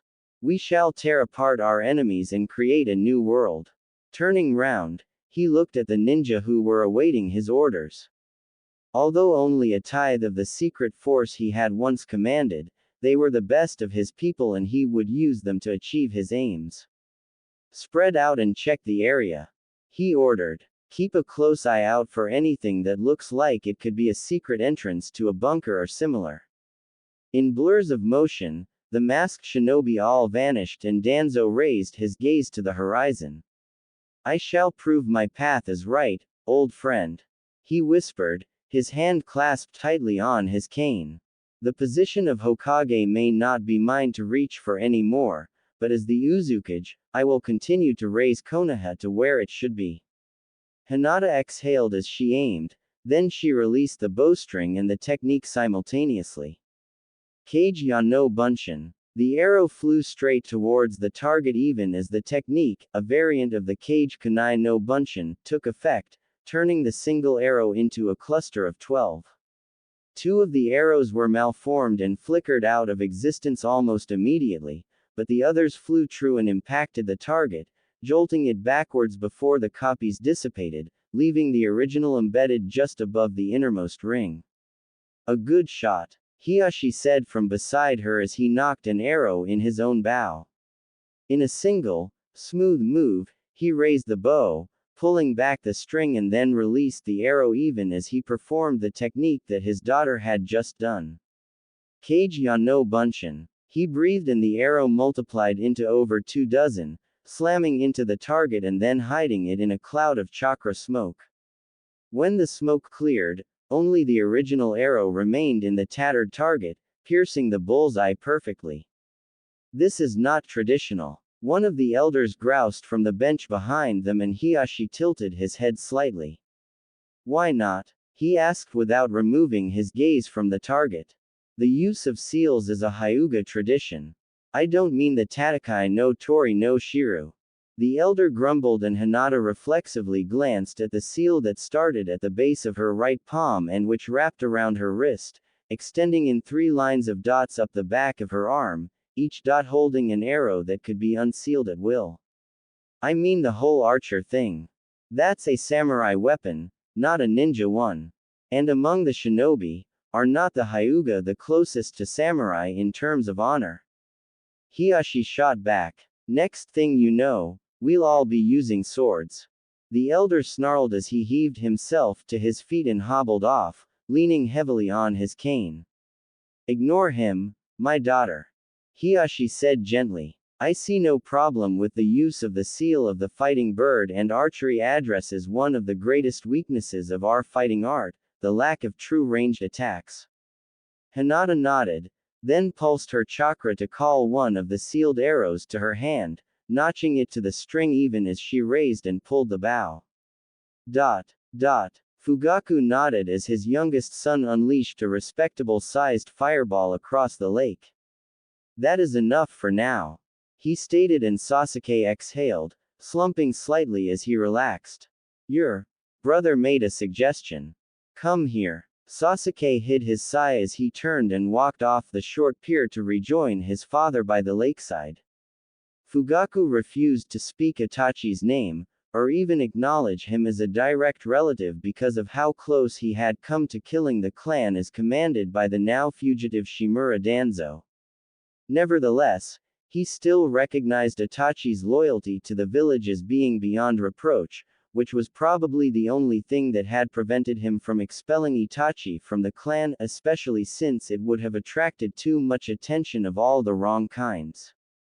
Itachi had quietly moved to a small apartment on the other side of the village in an attempt to reduce the tension between them.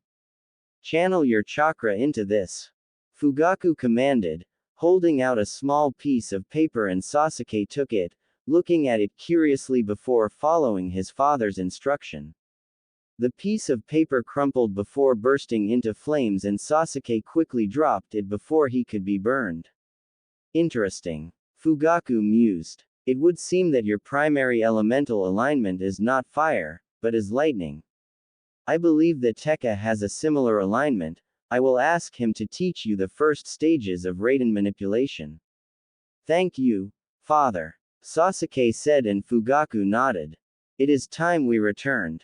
For you to have progressed as far as you have with the Kaiden, Gokaku no Jutsu when Kaden isn't even your primary alignment is very impressive. Thank you, father, Sasuke said, pride welling up as he trotted along by his father's side. I believe that your mother is making tomato onigiri. Sasuke grinned. The dark-haired boy stood before the Hokage's desk, his face expressionless. He is one of the survivors of Root, Inoichi said as he walked around the young teenager. His combat skills are borderline chunin already, but his interpersonal skills. Inoichi shuddered and Hiruzen raised an eyebrow. What is your plan? I don't really have one. Inoichi admitted. Between undoing the programming that Danzo subjected his NEI agents to and reabsorbing them into the standard shinobi ranks, or having to assign them mentors to help them get used to doing more than just emotionless killing, I simply don't have enough people available. However, Sai-Hira is probably just about capable of attending the academy. Hiruzen looked at the blank-faced boy. Are you sure? My wife and I have been taking it in turns to give him therapy. Inoichi admitted. However, we're starting to hit the point of diminishing returns. It doesn't help that Danzo somehow managed to burn the records and take most of the more technically adept members with him too, wherever. Danzo is a threat, wherever he is. Hiruzen admitted. But we are getting off the subject. You wish Sai to enter the academy? Yes. Hokage Dono. Inoichi said formally. Preferably in the same class as my daughter so that she can keep an eye on him. Hiruzen nodded slowly. Very well. Shikaku sighed as he read the reports from the academy. After the fiasco that had caused Naruto to be held back a year, thus rousing Hiro's ire, Shikaku had torn through all the rules of the academy, tearing them down and replacing them with a more logical and efficient framework. The same highly uncharacteristic burst of energy had also spilled over into improving the curriculum. Fortunately for him, Akamichi Choza had agreed to take over as the new head of the academy, Inoichi being too busy with the T&I section, and although he wasn't as intuitively brilliant as Shikaku, Choza's hardworking ethos allowed him to do the job far better than Shikaku could have done. Unfortunately, the setup meant that he still had to go over the quarterly reports to check that everything was still going as planned and search for any signs of infiltrato. What was that? Shikaku reread the report, then cross-checked it against another with a frown. A quick check of the class schedules turned the frown into a scowl. Shika, what's up? Choza said as he ambled into the room and placed a bento box on Shikaku's desk. Naruto's class. Shikaku groaned. Again. Who is it this time? Choza asked and Shikaku pushed across a piece of paper before pulling the box to him and opening it. Choza picked up the piece of paper and read it. Toji Mizuki. Are you sure? No. Shikaku said, pausing just long enough to answer. But there are enough signs to make me suspicious. Nothing concrete and it could easily be a false positive, but better safe than sorry. Choza agreed. I'll rearrange the classes to move him away from little Uzumaki. Wouldn't do to have Hiro drop by and burn the place down, after all. Shikaku paused, chewing just long enough to smirk at the joke, then he sighed. It's going to be neck and neck for the position of Rookie of the Year. He admitted. Hyuga Neji and Uzumaki Naruto seemed determined to smash the previous records. Choza nodded. He can hold his own against Neji in taijutsu. He stated. It's like he has perfect awareness of his body, but the amount of training needed for something like that. Maida Guy has it. Shikaku said with a shudder. I don't know of anyone else at that level. Has Guy been training Naruto? Kami? I hope not, although I have heard rumors of an apprentice. Choza winced. One green spandex outfit is more than enough. A second one. Brr. Shikaku shivered at the mental image of Naruto in green spandex and black dyed hair, then firmly banished it. So, assuming that Naruto passes the preliminary graduation test, what next? Choza shrugged. I don't really know, but one of my cousins was thinking about taking a Jonin team of his own. I can sound him out, if you want. Which cousin? Shito. Shikaku frowned. Shito, the one with the shuriken markings on his cheeks. Choza nodded. Yep. He made Jonin in the last round. He's also one of our better field chefs. Shikaku nodded, understanding the context. An Akimichi field chef was trained to be able to find and prepare food in any environment, utilizing a large array of traps, snares, pits and other hunting equipment. I'll put him on the list of possibles. He said, then he paused. Was he here for the attack? Choza frowned. I think he was. Why? Neji flowed through the Juken katas with the ease of long practice, striking and spinning with almost ballistic smoothness. As he finished his final technique and returned to the starting stance, a voice spoke. Very good, my son. Father. Neji said, turning to bow to Hazashi. I believe that you are ready to learn the Hake Sanjuni show. Hazashi said with a proud smile and Neji's eyes widened. The 8 trigrams 32 palms. He breathed. Are you sure? Your rivalry with Uzumaki Naruto has pushed you to achieve more than you would have attained by yourself. Hazashi said as he crossed the dojo floor to stand in front of his son. It is therefore my duty as your father to aid you in improving further so that you can finish your academy training as the Rookie of the Year. Neji smirked briefly, then bowed again. Thank you, father. Then let us begin, Hazashi said, walking across to the side of the dojo where a line of training dummies stood. I shall do this slowly, use your eyes and watch. Neji concentrated and the veins around his eyes enlarged as his Byakugan activated, earning an approving nod from Hazashi. No seals or vocalization needed, you have truly advanced. Hazashi said as he dropped into a stance side onto the dummy with his left arm extended forwards and his legs slightly bent.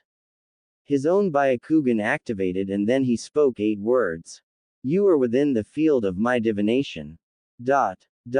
The library of the secret base was almost unrecognizable compared to how it had been before Naruto had found it. The shelves had all been replaced multiple times as Naruto's woodworking skills improved and the addition of a dozen reading desks in the center filled much of the floor space, forcing the clones using the library to use specially placed boards to walk up the shelves and across the ceiling as they searched for specific techniques to research. The library wasn't the only place to have been overhauled. The use of Kage Bunshin had allowed Naruto to convert several sets of barracks into small but adequate apartments, although he didn't actually ask himself why he had done more than one until he had converted the final one of the 6 barracks. The armory had been sorted through and the damaged weapons sold to Tenten's father for scrap, being replaced with high-quality weapons that Naruto looked forwards to using after he graduated. The training rooms were almost constantly in use as the clones practiced the various taijutsu, kenjutsu and shurikenjutsu styles found in the scrolls. Even the old experimentation room had been stripped out, scrubbed and turned into a medical room that the Konoha hospital would have approved of with several clones overseeing the production of various medical creams and ointments. Naruto stood on the balcony overlooking the central hall and smiled proudly at the sight of all of his clones performing the tasks that would help him to become the greatest shinobi ever. And in a few more months, he would be able to take the next step by becoming a genin. Finally, Naruto turned and walked away from the bustling library, his brows creased in thought. Hiruzen was already asking him questions about where he vanished so often and he hated lying to the old man. Maybe it was time for Hiro to make another appearance. Naruto suddenly grinned as a thought occurred to him. He knew where his father's old cottage was, a cottage that Minato had abandoned in favor of the Hokage mansion. What if he moved it? It would make a great cover for the main entrance to his secret base, after all. His grin widened and he created a dozen clones to start work. Now, how to approach the old man about it. Hiruzen was stood on the roof of the Hokage mansion, staring out at the dusk with his pipe cupped in one hand, when a movement in the sky caught his attention. As he watched, the flicker of reflected light swelled into a familiar shape, one with a blade on each arm and a blade-like fin on its helmet, a figure which ignored the half-dozen Anbu hidden around him and simply landed far enough away as to be out of immediate striking distance, but close enough that they could talk. Hero, I presume, Hiruzen said politely even as he carefully gathered his chakra in case he needed to dodge, and the armored figure gave a deep nod that verged on being a bow. Lord Hokage. A pleasant night, is it not? As he finished his first sentence, Naruto flinched under his mask. Saying it out loud allowed him to realize that it was nowhere near as cool as he had thought it was. He was committed now, though, and he had no choice but to see it through. Damn it. Hiruzen almost smirked at the self-confidence that the armored figure showed. No claims of coming in peace or promises of not meaning harm, just a simple comment about the weather with all the subtleties inherent in it that would only be discernible to a Jonin or above. An offer of truce, a statement of lack of hostile intent, notification that if the speaker was attacked then they would strike back without mercy, all wrapped up in 6 simple words.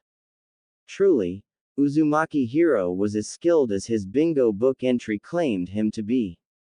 I find it to be so. He replied, half turning to look across Konoha while still keeping Hiro in his field of vision. Hiro followed suit, resting his open hands on the railings, thus further proving that he had no intention of instigating combat. I like to remember. Hiruzen trailed off, knowing that the ninja, whoever he was, would catch his meaning. Naruto blinked in confusion. Why hadn't the old man finished his sentence? He liked to remember. Remember what? But I doubt that you came simply to enjoy the view with an old man like myself. It is different from when it was just me on the fourth watching over the village. Naruto replied, his mind flashing back to all the times that he had looked across Konoha from the stone head of his father, even though almost everyone was unaware of their relationship. It is different from when it was just me and the fourth watching over the village. The armored figure stated in his oddly buzzing, slightly distorted voice, and Hiruzen almost dropped his pipe. Hiro had indeed served Namikaze Minato. That explained the Konoha symbol located on the odd disc embedded in his helmet. No wonder he couldn't find anything on who Hiro had become once he had entered Konoha. He had probably been placed into hiding by Minato's order, told to remain hidden unless certain requirements were met. He had appeared after Naruto had been reassigned from the orphanage. He had been watching over Naruto. You are aware of the burden that Naruto carries? Hiruzen probed cautiously. That Naruto carries. Naruto's eyes widened in shock, then he tried to change the subject. Maybe a comment about the sunset. That was probably random enough. The sun? Naruto trailed off, uncertain of what he was going to say. The sun. Hiruzen mentally nodded at the proof that Hiro knew about Naruto. I understand, and I will ensure that he is gifted his inheritance. He said. However, there will be a problem with storing it somewhere safe. Hiro turned to face him. Like a secret base. You know of one. Problem with storing it somewhere safe. Naruto mentally cursed. What was the old man doing? The statements and questions were totally unanticipated, and now this. Why didn't the old man stick to the script that he had planned, allowing him to wait? Did he just say somewhere safe? Naruto turned to look at the old man that had tried to protect him. Like a secret base. You know of one. Naruto grinned. He could use this. Now, how to phrase it? Ah yes. In 7 days, a base will be made underneath the house of his father in its new place. He will know. He will show you. If you approve, he will use it. And how will his move be explained? Naruto focused and felt his heat gem on his head blade briefly flash.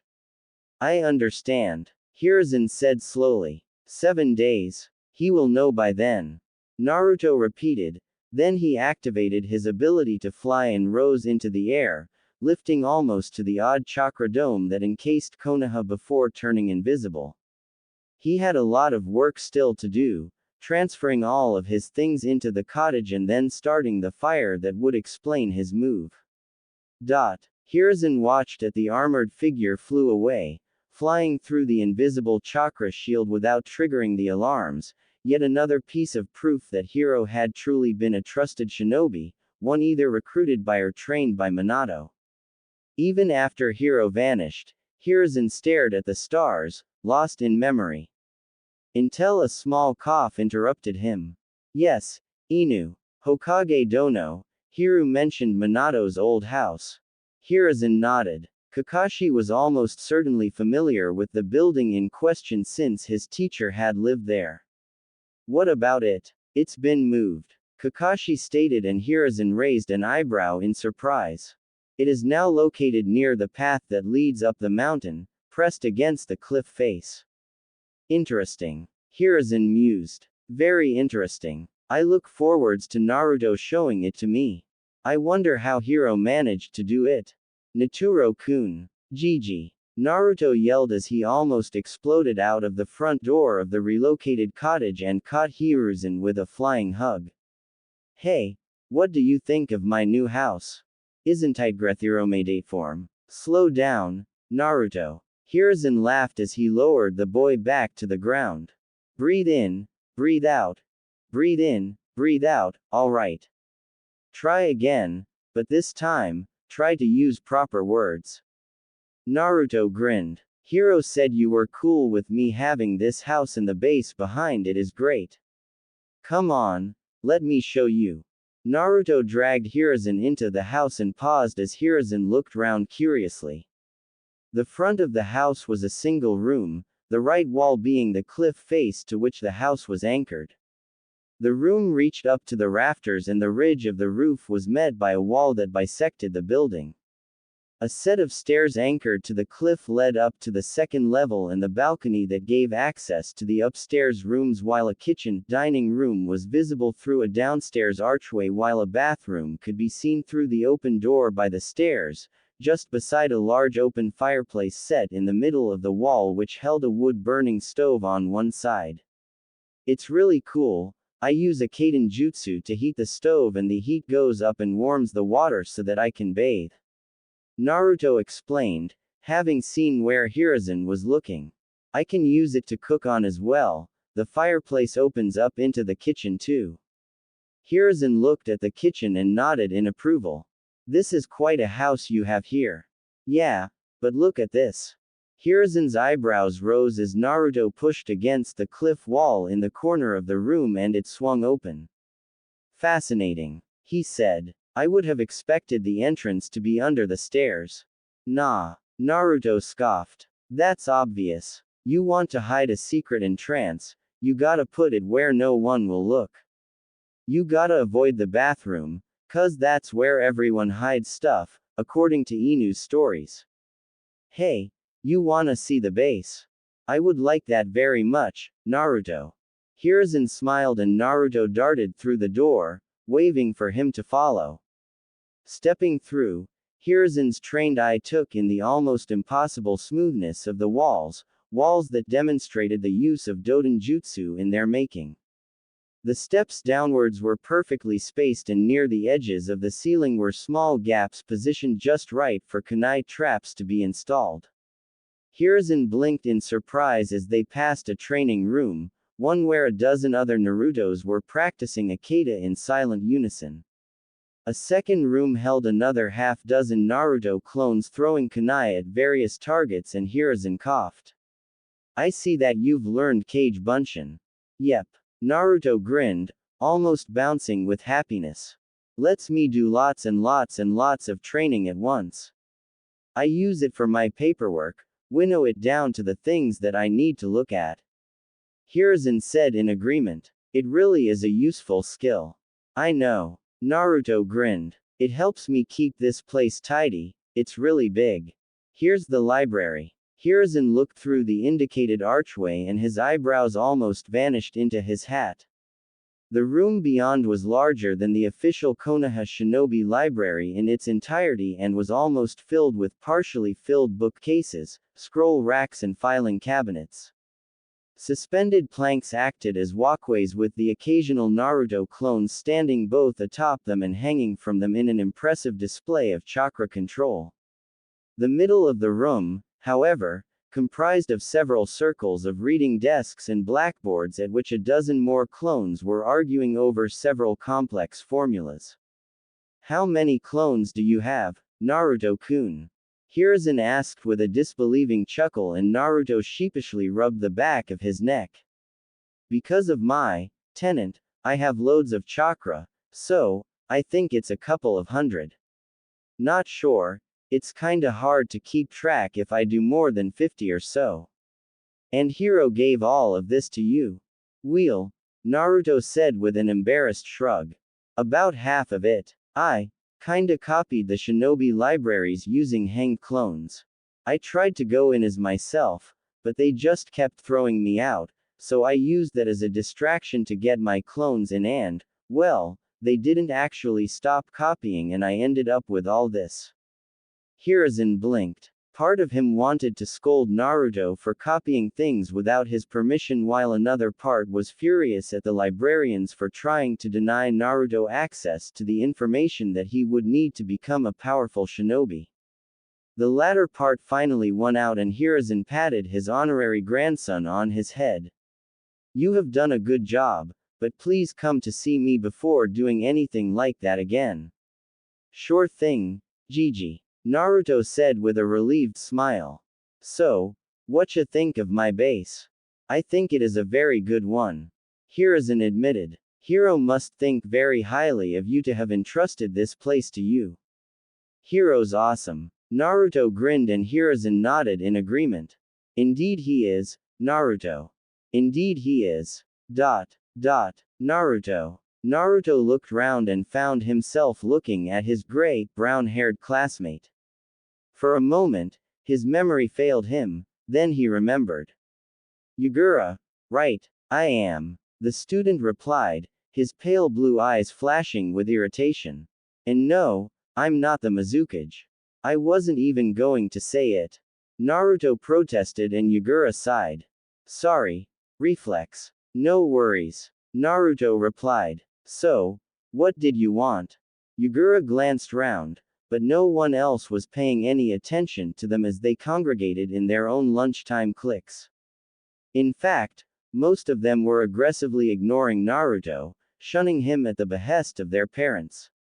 "I seek a sparring partner to help me improve," Yugura admitted. "Most of the others are not interested in improving while the rest have their own clans to aid. I spar once a week with Idate and twice with Lee when he is not elsewhere training with Maida Guy, but if I am to attain my dream of becoming a taijutsu expert, I need more than that." "Do you have a place to spar?" Naruto asked and Yugura shook his head. "No, why? I have a clearing near my house that I occasionally train in." Naruto mused. "But, why me?" "Because I have watched you," Yugura admitted. "Idate and Lee both use a single style and I am adjusting to them. You, however, are unpredictable and I need to train against someone whom I cannot predict." Naruto grinned. "That's me." He smirked. "The #1 most surprising ninja in Konoha."